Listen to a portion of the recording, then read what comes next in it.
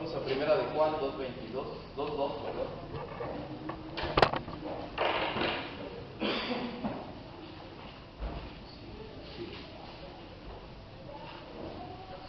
Sí, perfecto. Primera de Juan 2:2, ahí está.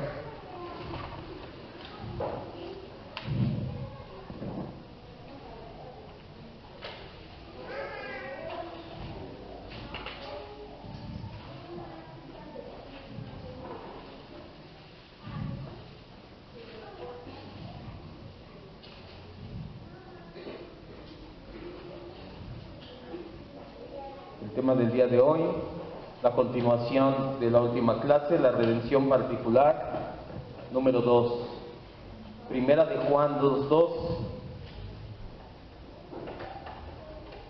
Creo que no nos va a llevar mucho tiempo este tema, pero es importante verlo y entenderlo sobre todo.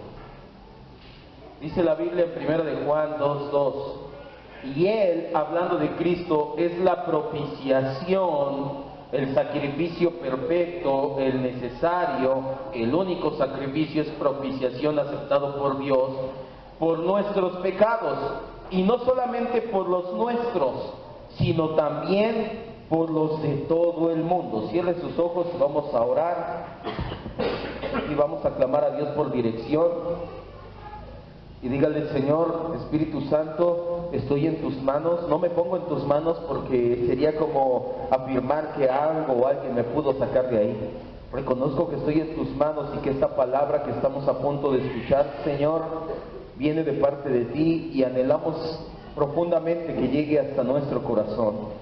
Abre nuestro entendimiento, Dios, quita los prejuicios, quita las ideas preconcebidas de nuestra mente y para dar paso a las ideas, a la verdad de tu palabra. No queremos creer en un Dios de nuestra imaginación, sino en el Dios perfecto de la Escritura, a ese Dios que nos redimió, ese Dios que nos amó, ese Dios que es el dueño de todo el universo, soberano. Dios, queremos creer en ti como verdaderamente la Escritura te presenta. Es el medio que utilizaste para revelarte, Señor. Nuestros sentimientos, nuestras emociones, nuestras ideas preconcebidas no tienen cabida para conocerte. El único medio es la Escritura, lo creemos firmemente, por eso nos apegamos a ella en este momento. Gracias, Padre, en el nombre de Jesús. Amén. La clase pasada comenzamos a estudiar la tercera letra de las siglas del TULIP. Estamos hablando de soteriología. La soteriología es la doctrina de la salvación. Dentro de la doctrina de la salvación vimos que dependiendo cómo trates la gracia eres monergista o sinergista. Los sinergistas, la gracia de Dios más la acción del hombre. Los monergistas, en cambio, nosotros somos monergistas, creemos que es la gracia de Dios solamente. Dentro del monergismo hay varias corrientes. El universalismo, Dios un día va a salvar a todos. Eso es antibíblico, pues en muchas escrituras como Hebreos 12:14 dice: sin santidad nadie verá al Señor. Entonces ese tampoco vale. También conocimos el calvinismo de 4 puntos, y este que es el que nos apegamos nosotros, el TULIP, doctrinas de la gracia o calvinismo. Las letras de TULIP van representando cada una doctrina en especial. La T, total depravación; la U, elección incondicional; la tercera letra, la expiación o redención particular. Apúntelo así porque también se le conoce así, no solamente como expiación limitada, también es conocida como redención particular, que plantea la pregunta específica. Acuérdese, la pregunta no es por quiénes murió Cristo, a quiénes sustituyó Cristo en la cruz del Calvario. Si nosotros creemos que a todos, entonces nos volvemos universalistas, pero si nosotros creemos que Cristo sustituyó a los elegidos, creemos en la redención particular. Por eso se le llama así. No solamente la lógica, también las escrituras nos llevaron a la conclusión de que el Señor Jesús murió, escuche bien y acuérdese de estas dos palabras, suficientemente por todos los seres humanos. ¿Sí se acuerda de eso? Suficiente para todos los seres humanos, pero eficientemente por los elegidos. Si el decreto eterno de Dios hubiera sido elegir a toda la raza humana para ser salva, el sacrificio de Cristo habría sido más que suficiente para lograrlo de forma totalmente eficiente. Pero sabemos por la Escritura y por la experiencia diaria que esto no es así. Dios no decretó que todos sean salvos. Esto ya de hecho son estudios atrás, no nos vamos a meter ahorita en el decreto, elección y todo. Sabemos que Dios decretó que unos son salvos y otros no lo son. Pero si Dios hubiera decretado que todos son salvos, ¿el sacrificio de Cristo alcanzaría? Sí, el sacrificio de Cristo es suficiente para toda la raza humana, pero Él no decretó que todos sean salvos, solamente los elegidos. Entonces el sacrificio de Cristo es que eficiente para los elegidos. Esto acuérdese muy bien. Sin embargo, hay algunos textos como Juan 3:16 que dice que de tal manera amó Dios al mundo, o primera de Juan 2:2 que lo acabamos de leer, que dice que Él es la propiciación no solamente por nuestros pecados, sino los del mundo, que parecen que enseñan universalismo. Ojo, estos textos no parecen nada más, si los tomamos así, no solamente hablan en contra de la redención particular, enseñan universalismo. Si Dios amó de tal manera a todo el mundo va a ser salvo. Entonces, por eso es que también hay un gran riesgo, y por eso es que Dios utilizó hombres piadosos para llegar a doctrinas como estas de la redención particular. Estos textos, como el que acabamos de leer, parece que Dios nos habla de universalismo, que Cristo murió de la misma manera por toda la humanidad. Nuestra clase del día de hoy va a tratar, o se trata, para dar la explicación satisfactoria de este y de varios pasajes más. Comenzamos con con primera de Juan 2:2. Para ser más generales, esta explicación aplica para todos los pasajes donde encontremos la palabra mundo. Muchos se dejan llevar a primera vista y afirman que cuando decimos mundo, la Biblia se refiere a todos los seres humanos. Sin embargo, en la Escritura vemos que según el contexto, la palabra mundo tiene al menos 4 significados diferentes. El primero, la sociedad separada de Dios. Gálatas 6:14, Ángel, y Enrique Santiago 4:4.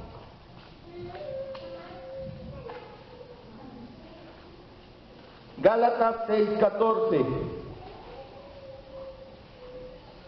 Si vemos que dice amó al mundo o el mundo, vamos a entender entonces a qué se refiere con mundo. A todos los habitantes del planeta, de todas las épocas, de todas las edades. No, me disculpa. Tan solo en el discipulado que vimos, vaya, y ahí salió a colación de la familia cimentada en Cristo, vimos que muchos jóvenes son atraídos por el mundo. ¿Qué es el mundo? Dijimos en ese contexto es la sociedad separada de Dios. ¿Tanto amó Dios a la sociedad separada de Él? No tiene nada que ver. Gálatas 6:14. Pero lejos esté de mí gloriarme, sino en la cruz de nuestro Señor Jesucristo, porque en el mundo me es crucificado a mí y yo al mundo. No, por Él el mundo me es crucificado a mí. El apóstol Pablo está diciendo, esa sociedad que no ama a Dios, yo no la quiero, para mí está crucificada. Es a lo que se refiere cuando dice, el mundo me es crucificado a mí. Santiago 4:4. Oh almas adúlteras, ¿no saben que la amistad del mundo es enemistad contra Dios? Cualquiera pues que quiera ser amigo del mundo se constituye enemigo de Dios. Cualquiera que es amigo del mundo se constituye enemigo de Dios. ¿A qué se refiere con mundo? De hecho, eso lo decían muchos los pentecostales. Es que andas en el mundo, es que la música del mundo, es que las modas del mundo, y todo mundo. Cuando llegué a la iglesia yo decía, ¿quién es ese mundo? ¿De qué me hablan del mundo? Porque realmente causa un choque. Yo decía, pues que no estamos en el mismo mundo. Yo sí escucho música del mundo, quiero decirle, amado hermano, porque no he visto música de Marte, ni de Venus, ni de otro planeta. Entonces, la música que escuchamos es del mundo, ¿sí o no? De verdad, en serio, no. Ahora, música secular de una sociedad separada de Dios es otra cosa. Número 2, el reino de Satanás, los mismos. Juan 14:30, primera de Juan 4:4.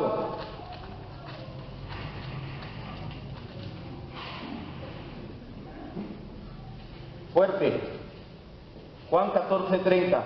No hablaré ya mucho con vosotros, porque viene el príncipe de este mundo y él nada tiene en mí. ¿A quién se refería Jesús? Al diablo. Entonces, el diablo es el príncipe de todos los seres humanos. ¿También es nuestro príncipe? No. Entonces, ¿a quién se refería el mundo aquí? Al reino de Satanás también. Primera de Juan 4:4. Hijitos, ustedes son de Dios y los han vencido, porque mayor es el que está en ustedes que el que está en el mundo. ¿Quién está en el mundo? Satanás. Y de hecho, más adelante, 1 Juan 5:9, me parece que es donde dice, el mundo entero está bajo el maligno. Entonces, no tampoco. Tercero, la tierra habitable, los mismos. Job 34:13, Hechos 17:24. ¿Qué, perdón? 34:13. La tierra habitable.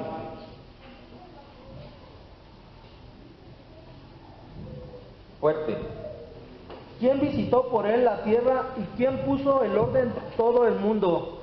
¿Quién visitó por él la tierra y quién puso en orden todo el qué? El mundo. Está hablando de la tierra habitable, del planeta Tierra. Ahí sí se refiere. Y entonces dice, porque de tal manera amó Dios este planeta. ¿Sí? Amará la tierra, así vaya los árboles, la madre naturaleza, le dicen los ambientalistas. No, no se refiere a eso. No es la única cita. Hechos 17:24. El Dios que hizo el mundo y todas las cosas que en él hay, siendo Señor del cielo y de la tierra, no habita en templos hechos por manos humanas. Igual, nuevamente vemos que dice el Dios que hizo el mundo, hablando de la tierra habitable. Y la última aplicación, por eso les decía, vemos al menos 4 aplicaciones de la palabra mundo en la Biblia, las personas de la tierra. Aquí sí ya entra Romanos 3:6 y Juan 7:4, los mismos. Hoy me van a ayudar con la cita. Romanos 3:6 y Juan 7:4.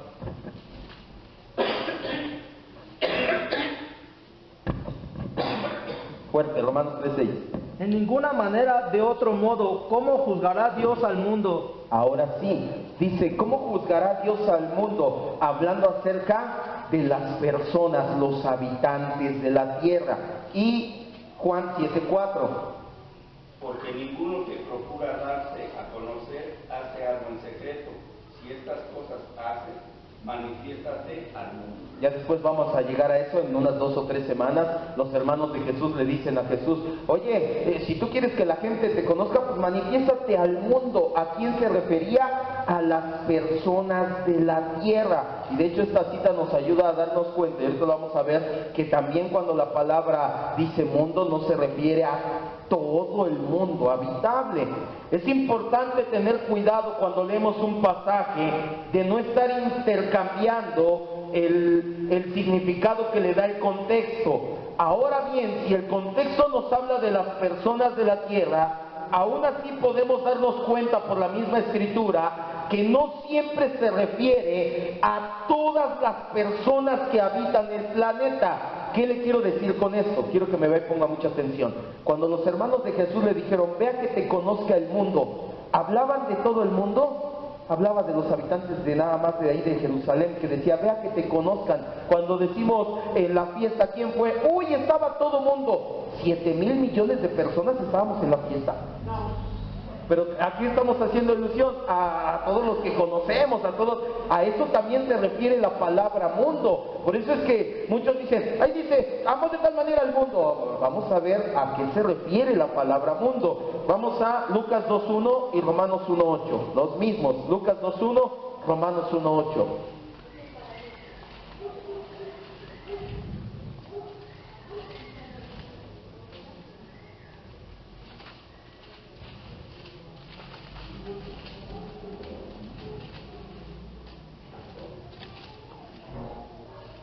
Lucas 2:1.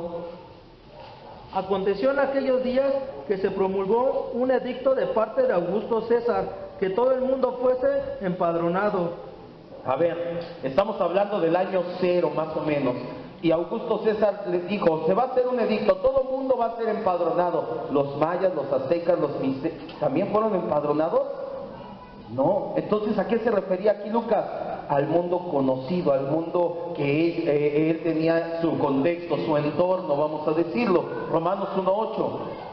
Primeramente, doy gracias a mi Dios mediante Jesucristo con respecto a todos ustedes, de que su fe se divulga por todo el mundo. Quiere decir que cuando el apóstol Pablo le escribió la carta a los romanos, ya en América se había predicado el evangelio, porque dice su fe ya se sabe en todo mundo. Entonces, ¿para qué vinieron y metieron el evangelio después con espada? Ahora lo hicieron mal porque llegaron y todavía sacrificaban humanos. No se refiere a eso. Está diciendo el apóstol Pablo, los que conocemos el mundo conocido ya conoce su fe. Entonces, la palabra mundo se refiere a las personas de la tierra, pero no siempre es a todos los habitantes de la tierra. Además, no tenemos que olvidar, y aquí está el punto, quiero que me ponga mucha atención, que el apóstol Juan, así como la gran mayoría de los escritores del Nuevo Testamento, eran de nacionalidad judía, es decir, nacieron en la nación étnica de Israel, cuya cultura y mentalidad separaba a los de su nación con los gentiles de forma tajante. Sus lectores principales de los escritores del Nuevo Testamento eran también judíos. Cuando Juan escribía acerca del mundo, se refería a personas de toda nación, de toda clase, de toda etnia, de toda lengua. Apocalipsis 5:9.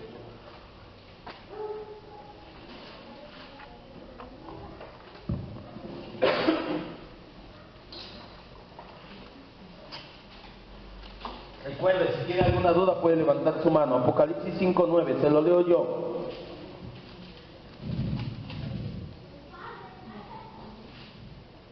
Y aquí es donde toma fuerza la redención particular.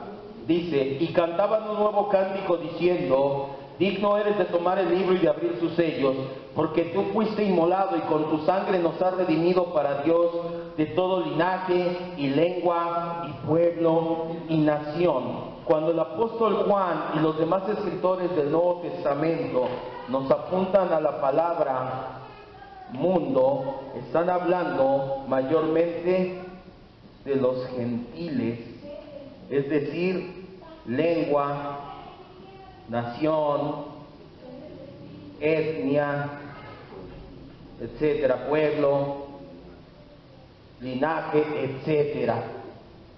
Podemos concluir con base en la evidencia bíblica que cuando dice mundo no se refiere a los seres humanos que habitamos el planeta Tierra.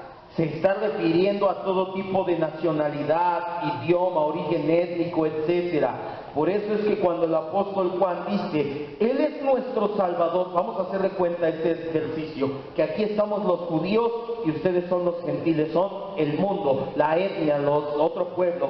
Yo les digo, ¿qué creen, hermanos? Jesucristo es nuestra propiciación por nuestros pecados, y no solamente los nuestros, sino los de todo el mundo. También ella que es chino, y ella que es africana, y él que es estadounidense, todos ellos también es su Salvador. No se refería Juan a toda la tierra habitable, porque caeríamos en la herejía de que todo mundo, sin excepción, será salvo. Puedes vivir tu vida como quieras, al cabo Cristo ya murió por ti y vas a ser salvo, y no es así. Hay otros pasajes que utilizan la frase, ya puedo borrar aquí vamos a ver, todo hombre o todos los hombres. Hay otros pasajes que utilizan la frase todos los hombres o todo hombre. Con estos textos piensan que se contradice la expiación particular. Sin embargo, igual que con la palabra mundo, tenemos que hacer una clara excepción. Cuando dice todos, tenemos que ver si la Biblia se refiere a sin excepción o sin distinción. ¿A qué se refiere la Biblia cuando dice todos? ¿Se refiere a todos sin excepción o se refiere a todos sin distinción? La primera aplicación se refiere a un cuadro muy parecido al anterior. que Dios no hace distinción de personas. Perdón, la segunda, distinción es lo mismo que como con mundo, que Dios escoge a todos sin distinción de personas. No importa que no sean judíos de origen étnico, Dios los acepta de todo pueblo, tribu, nación. Vamos a dos citas, Hechos 10:34. Esta sí se la quiero leer yo. Porque hay gente que dice, y ahorita vamos a ver las citas, son como 6 citas, que la gente dice, pero aquí dice la Biblia, Jesús vino por todos. Todos, aquí dice todos. Ah, bueno, tienes que entender si habla de todos sin excepción o de todos sin distinción. La primera, si es todos sin distinción, es como la palabra mundo, que te habla que Dios no está pensando tú porque eres judío, sí, ustedes porque son griegos, no, está hablando sin distinción. Cuando habla sin excepción, son muy pocas las veces. Hechos 10:34.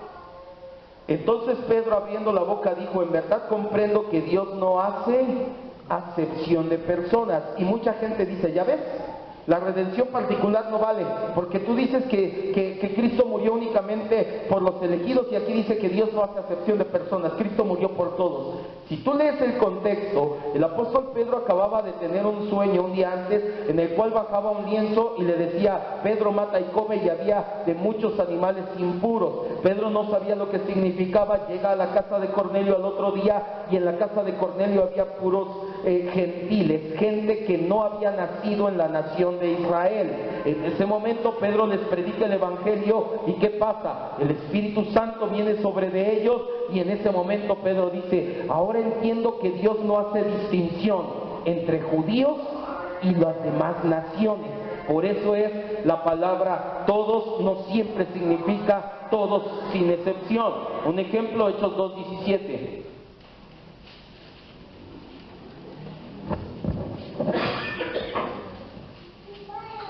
Hechos 2:17. ¿Quiere ver un ejemplo? Vamos a ver Hechos 2:17.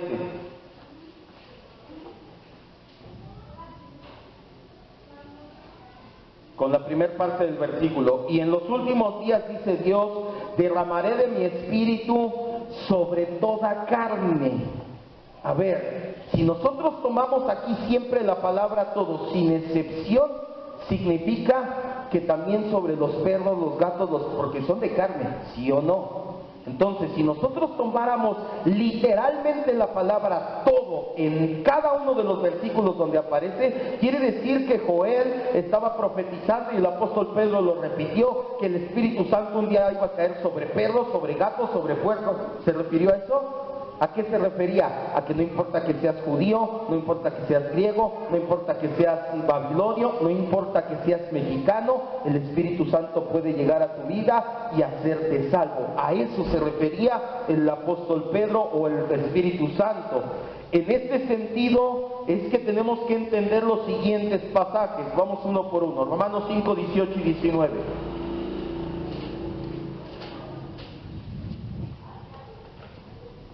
La mayoría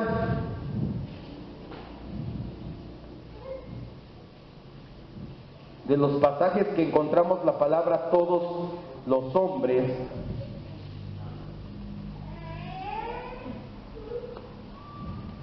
está hablando de todos sin distinción, más que de todos sin excepción. Romanos 5, 18 y 19 dice la Escritura, ¿ya lo tenemos? Así como por la transgresión de uno vino la condenación a todos los hombres, tiene que ser aquí sin distinción, porque imagínense, dice, de la misma manera por la justicia de uno vino a todos los hombres la justificación de la vida. Si nosotros no entendemos este pasaje como todos sin distinción, quiere decir que Pablo está diciendo que en Adán todos pecaron, pero que en Cristo todos son salvos. ¿Y esto es cierto? No, porque entonces volvemos a la misma, universalismo. No importa, vive tu vida como quieras. Al cabo, al fin de cuentas, el Señor a todos va a perdonar. Aquí se refiere a todos, de toda etnia, de toda nación, de toda lengua, de todo pueblo. Versículo 19 dice: porque así como por la desobediencia de un hombre, y aquí lo aclara el apóstol Pablo, los muchos de muchos pueblos y tribus fueron constituidos pecadores, así también por la obediencia de uno, de Cristo, los muchos de muchas tribus, pueblos, naciones serán constituidos ¿qué? Justos. Entonces, ¿habla que Cristo murió por todos aquí? No de la misma manera. Juan 1:7.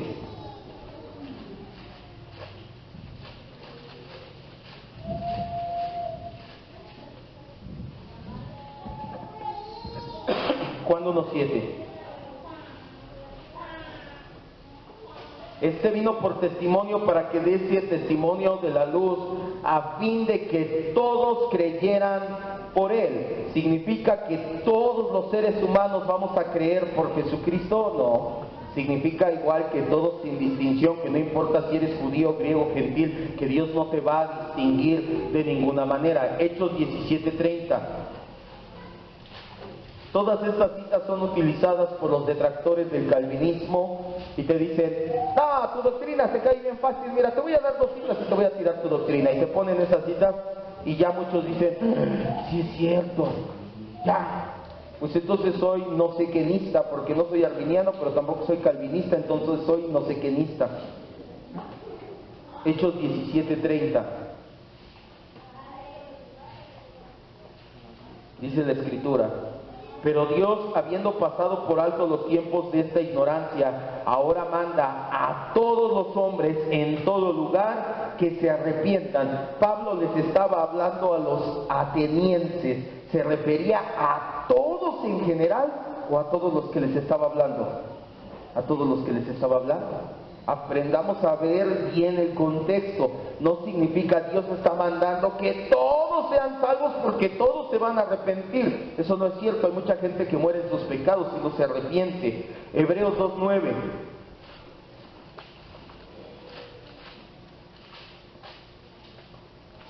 Y las últimas 2 citas son las que más se utilizan y te dicen: con eso ya.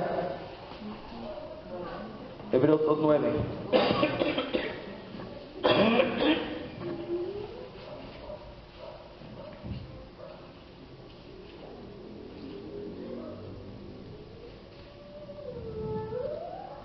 ¿Qué dice?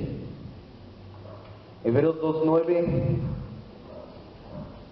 Pero vemos a aquel que fue hecho un poco menor que los ángeles, a Jesús coronado de gloria y de honra, a causa del padecimiento de la muerte, para que por la gracia de Dios gustase la muerte. ¿Por quiénes dice?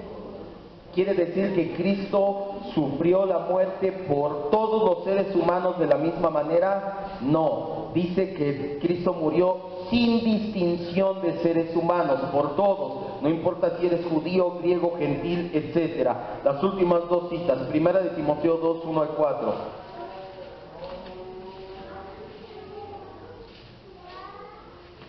Vamos a leer primero el versículo 4 y después leemos del 1 al 4. Primera de Timoteo 2, del 1 al 4, ya lo tenemos, dice: Dios quiere que todos los hombres sean salvos y vengan al conocimiento de la verdad. Ya ves, tú te estás equivocando, dicen. Tú dices que Cristo murió solamente por unos, que Dios lo mandó a morir por unos, pero aquí dice que Dios quiere que todos sean salvos. Bueno, vamos a leer desde el versículo 1, dice: exhorto ante todo que se hagan rogativas, oraciones, peticiones y acciones de gracia. ¿Por quién dice?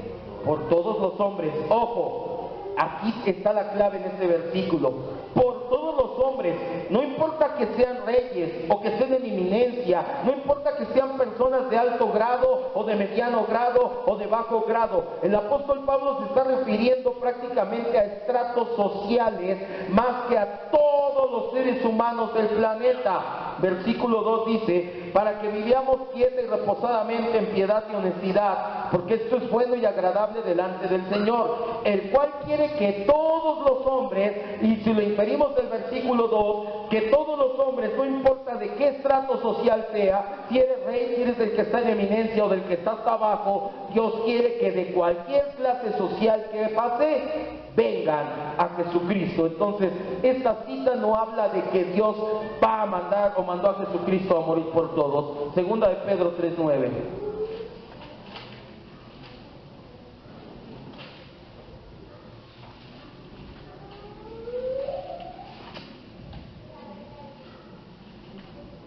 Segunda de Pedro 3:9. Por eso le puse aquí, cuando habla de todos sin distinción, muchas veces habla de un grupo específico, todos los de un grupo específico. Segunda de Pedro 3:9 es lo mismo. Dice el versículo 9, el Señor no retarda su promesa, según algunos tienen por tardanza, sino es paciente para con nosotros. ¿Quiénes nosotros? ¿A quién le escribió esto el apóstol Pedro? ¿A los perdidos o a los cristianos? A los cristianos, a los hijos de Dios. Dice, no queriendo que ninguno perezca, sino que todos, ¿de quién sigue hablando? Del grupo de cristianos, procedan al arrepentimiento. No está hablando de que Dios quiere que todo el mundo sea salvo y por eso mandó a todos a morir. Si somos cuidadosos al leer la Escritura, nos daremos cuenta que más del 90% de las veces que aparece la palabra todos es para referirse a que no hace distinción, más a que no hace excepción. En Juan 3:16, vaya Juan 3:16, es de las poquitas veces que sí encontramos a todos sin excepción.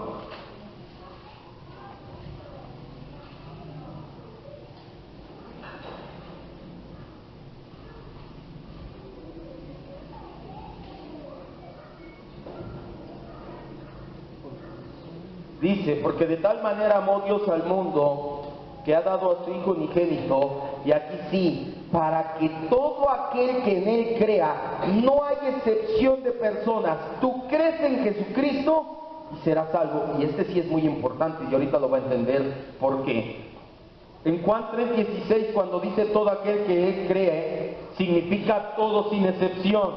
Pero recuerda, ¿quiénes tienen fe? Solamente los elegidos. Es decir, solamente creen en Cristo los que el Padre predestinó que creyeran. Algunas objeciones más para la redención particular. Primera, que si Cristo no murió de la misma manera por todos los hombres, ¿cómo podemos presentar el Evangelio entonces? Pastor, es que ¿cómo voy a decirle a alguien, Cristo murió por ti? Ven a los pies. A ver, hay gente que no está entendiendo cómo está la situación. No es necesario que un pecador sepa que Cristo murió por él en particular para acudir a Cristo. Basta con que sepa lo siguiente, y ahí está el Evangelio. Basta con que sepa que él es pecador, que Cristo murió por los pecados y que en Cristo se puede arrepentir y tener vida nueva. El Evangelio no es Cristo murió por ti. El Evangelio es, eres pecador, necesitas un Salvador, necesitas arrepentirte, necesitas seguir a Jesucristo. Si esa persona se arrepiente y sigue a Jesucristo, es un creyente. ¿Y quienes creen en Cristo? Todos, sin excepción, los que el Padre ha determinado que crean en Jesucristo. Hay otros que dicen, es que la gracia de Dios sería mucho más grande, más gloriosa, si decimos que Cristo murió por todos los hombres únicamente con la condición de que crean en Él. Si esto es cierto, que Dios desea la salvación de todos los hombres, pero con la condición de que crean, ¿no está imponiendo Dios una condición imposible de cumplir? Es que, pastor, la gracia de Dios sería más grande, porque imagínese si le decimos, Cristo murió por todos, tú nada más cree en Él. ¿Pero qué crees? Nadie puede creer en Él, porque todos somos pecadores. Es como si le dijeras a un ciego, aquí hay $1,000,000 de pesos, te los doy si los puedes ver. ¿No sería cruel? ¿Cuál gracia? ¿Sería eso gracia? ¿Sería hipocresía de parte de Dios? Lo han catalogado algunos por decir a Dios una condición, poner que no podemos cumplir. Si la gracia se extiende a todos, se extiende a los perdidos, esa gracia universal viene a convertirse en algo ineficaz. Y más que hacerse grande, es una gracia mediocre en Dios. Algunos dicen, Es que la muerte de Cristo sería más gloriosa, tendría mayor mérito si surte efecto en todos los seres humanos. Mucho ojo con esta situación. Hay gente que dice, es que le quitas mérito a la muerte de Cristo porque dices que nada más fue para unos seres humanos. Tienes que entender que el mérito, la gloria en la muerte de Cristo no es para cuántos alcanzó, sino lo que cumplió. Si la muerte de Cristo cumple lo que el Padre decretó, ya tuvo mérito y tuvo éxito. A que el Padre diga, quiero que todos sean salvos, pero no todos pudieran ser salvos, ¿eso tendrá algo de meritorio? No, para nada. Entonces, no se mide el éxito de la muerte de Cristo por cuánto salva, sino por la efectividad que tuvo el 100% de efectividad. Otros dicen, es que así nadie puede estar seguro de que Cristo murió por él, porque si Cristo no murió por todos, ¿yo cómo puedo estar como creyente seguro de que Cristo murió por mí? Los que piensan así están equivocados, puesto que muchos creyentes estamos seguros que Cristo murió por nosotros y yo no creo en la redención de todos los hombres. La base de mi seguridad es el hecho de que Cristo murió por todos los creyentes. Juan 3:16 dice, para que todo aquel que en Él cree. ¿Tú crees en Cristo? Entonces Cristo murió por ti.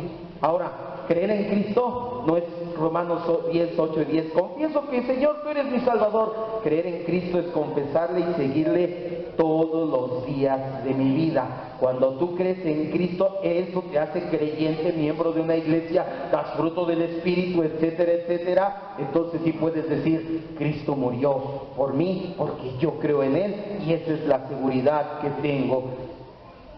Otros dicen que en la Escritura hay pasajes de gente que fue salva, pero que después se pierde. Que entonces esto me da pie a decir, ya ves, Cristo murió por todos. Al fin y al cabo hay algunos que se pierden.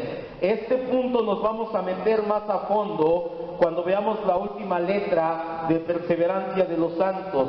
Solamente quiero recordarte, los 100 que conoció son los 100 que glorificó. También esos pasajes que a primera vista parece que los redimidos pueden perderse, tienen una explicación a la luz de pasajes más claros en la Escritura. Ya para terminar, quiero que cierre sus ojos y escuche esto que le voy a decir. ¿Tiene dudas hasta aquí? ¿Creemos que Cristo murió por todos los seres humanos? Sí, pero no por todos de la misma manera. Por los elegidos murió de una forma eficaz. Creemos que la palabra mundo, vemos claramente en la Escritura, no significa todos los seres humanos, así como la palabra todos. Cada una tiene un contexto específico. Dios no se equivoca y tiene que entender algo. Es muy importante que no piense que hay imperfecciones en Dios. Por eso es que defendemos la redención particular. No es porque se ve más bonito esta doctrina o porque eso me hace verme importante. Mira, por mí sí murió Cristo, por ti no. De hecho, si alguien piensa eso, es un indocto, es un ignorante de la Escritura, porque el hecho de que te sientas privilegiado porque Cristo murió por ti quiere decir que no estás entendiendo el Evangelio. Nosotros creemos en esta doctrina porque es importante entender que Dios no es imperfecto, de lo contrario no sería Dios. Su obra es perfecta. Pero si afirmamos que Dios tenía el deseo de salvar a todos los hombres, y cuando Cristo murió, vino y murió por todos los hombres, pero no todos se salvaron, eso querría decir que Dios fracasó.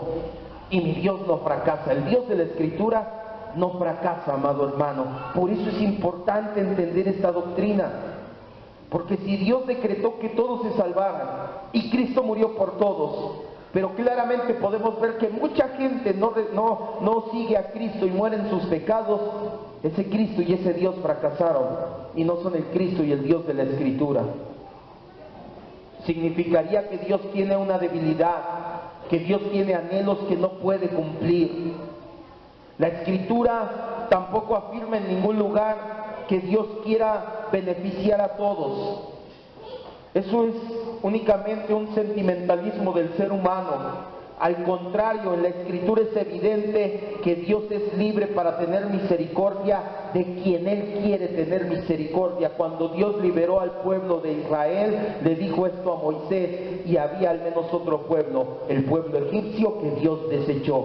Cuando Dios le dijo a Noé, constrúyeme un arca, Dios tuvo misericordia de 8 personas y desechó a los demás. No creamos en un Dios humanizado que tiene que amar a todos. El Dios de la Escritura se reserva su misericordia para quien Él quiere darle su misericordia. No bajes a Dios a un ser humano. Su amor es un acto libre de su propia voluntad. No es una emoción que produce nuestra miseria. Porque si Dios se basara en la miseria del ser humano para salvarnos, pues sí, se hubiera salvado a todo el mundo. La miseria del ser humano no es lo que produjo el amor en Dios. El amor de Dios es un acto libre de su voluntad. Dios decidió libre y soberanamente elegir a unos seres humanos para recibir el don de la salvación. Y la muerte de Cristo es eficaz solamente en esos elegidos. Eso es lo que significa la redención particular.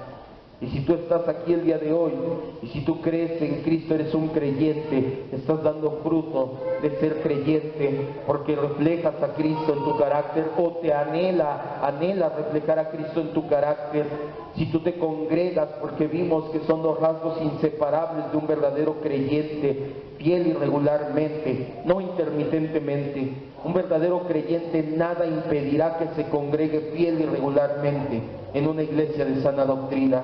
En pocas palabras, si tú tienes los rasgos de un creyente verdadero, tú puedes estar tranquilo y seguro de que Cristo murió por ti. Y si el hecho de entender que no murió de la misma manera por todos no te hace ser agradecido con Dios en extremo, tú no lo merecías más que tu vecino, que tu amigo, tú no lo merecías más que ningún ser humano, porque si lo que Dios hubiera visto fuera miseria, todo el mundo está en miseria espiritual.